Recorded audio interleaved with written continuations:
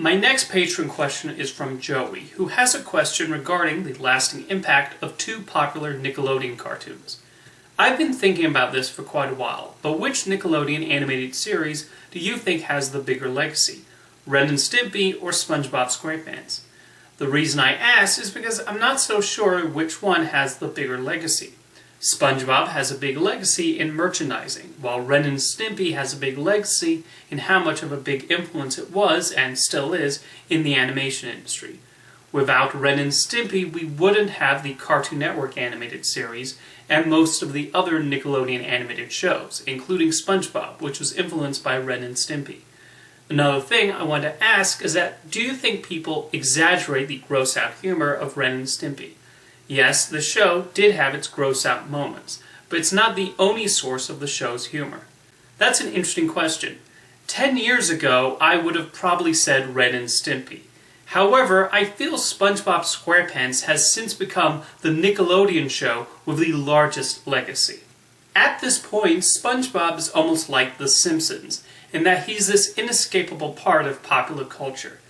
Everyone of any age knows who he is, even if they've never seen the show, and Nickelodeon has certainly done their part to make sure every child is aware of his existence. When Steven Hillenburg sadly passed away, it was a massive news story that day. It was even reported on the local news.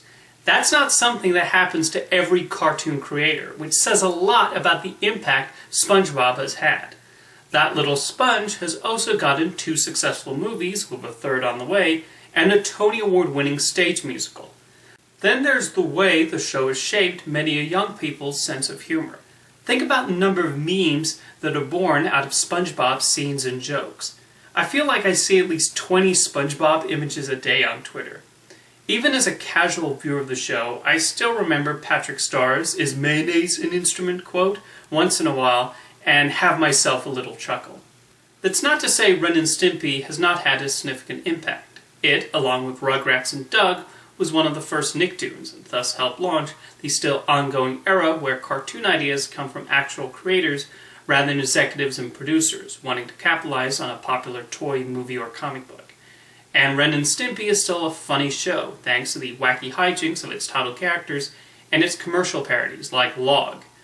Its offbeat sense of humor really did allow it to stand out in the animation landscape, and gave other animated shows the confidence to experiment.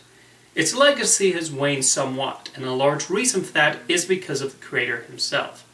John Kricfalusi was infamous for being a prima donna while making the show, causing headaches for Nickelodeon with his constant episode delays. Many of the crew who worked with him also grew tired of his behavior, as did voice actor Billy West.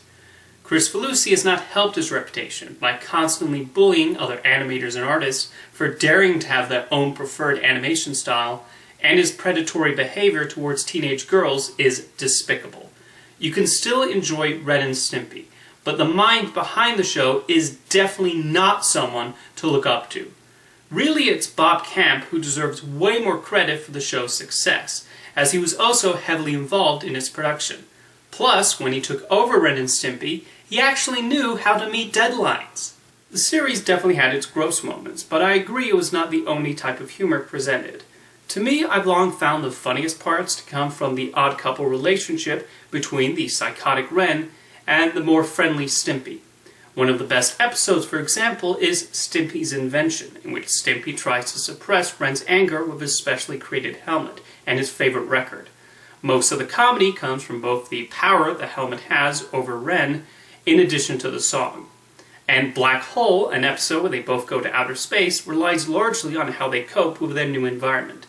Ren and Stimpy will always be remembered by those who saw it, but SpongeBob SquarePants is by far the most popular creation to come out of Nickelodeon.